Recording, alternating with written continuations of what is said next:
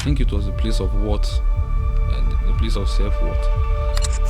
I struggled majorly with this in campus, specifically my 200 and my 100 to 200 level and some part of my 300 level. I didn't take pictures because my esteem level was so bad. So I always came to school with my head scattered because I didn't even look at me. And that was one of my biggest struggle. This is my campus story. My campus story.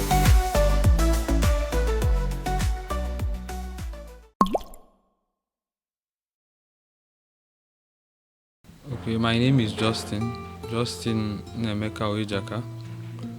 I'm a graduate of Library and Information Sciences from the University of Jos.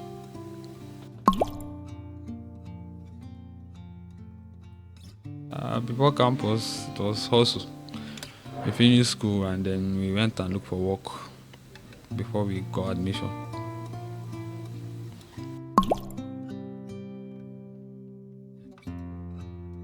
I would say transformative because I came into campus without any idea of what to do or why I was even there, because I wasn't studying the course I got.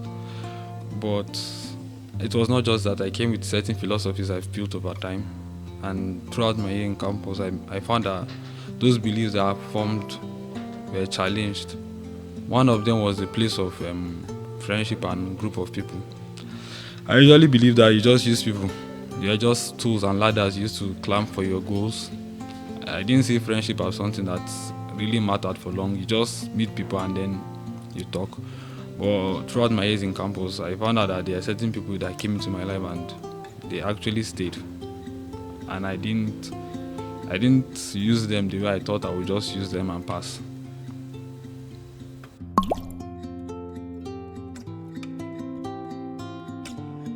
For me, I think it was a place of worth and a place of self-worth.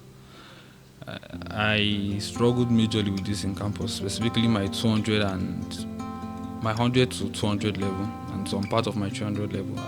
I didn't take pictures because my esteem level was so bad. I didn't take pictures. I didn't even want to see myself in mirror. So I always came to school with my head scattered because I didn't even look at mirror. That was one of my biggest struggle. I didn't even know how to relate to people because of that.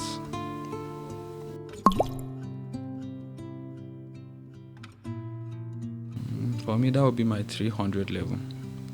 Financial situations had gone so bad at home. We needed to do some one or two things like that, and then people needed to drop out of schools. And me, I was already prepared. In fact, I set my mind that let me just come to school. After exam time, we'll just bounce. But God opened the way, and up to now, I'm still baffled, because I wasn't at home around that time. But I knew that something happened, and then a way came.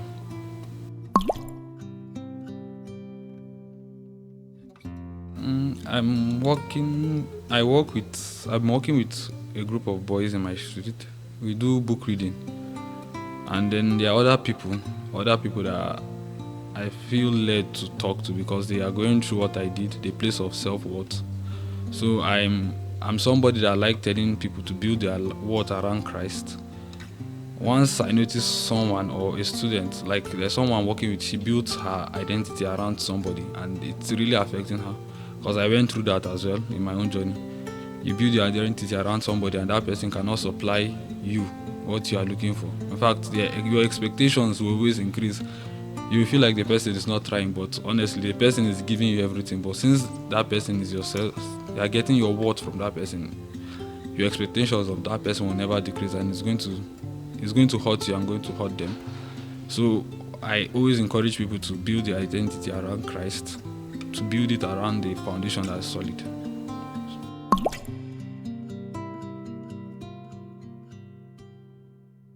For someone that is struggling with what I struggled with, I want them to know that, first of all, if it's a girl or a guy, you are a prince, you are a king, you are a princess. Your father is God, and God is the king. So if you are feeling worthless, remember that you have a king as a father, and that means a lot. So just come out of that shell. that darkness that you are trapped inside, that feeling that you are never good enough, that what you do will never amount to anything. That's not you, that's the devil speaking, because he's envious of the position you have. That's what I have to tell them.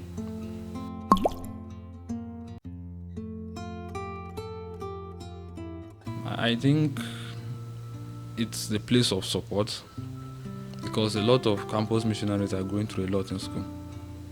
Financially, they are going through a lot. Emotionally, in fact, place of value.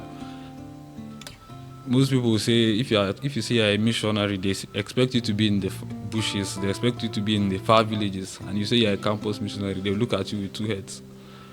So most people do not even acknowledge the place of campus missions.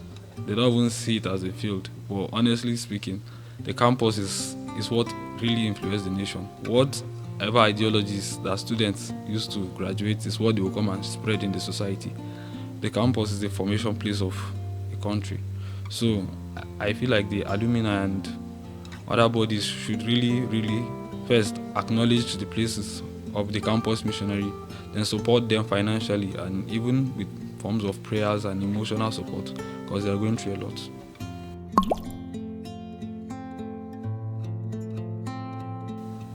My campus story in one sentence, how will I put this? God never leaves his own, or God never abandons his own.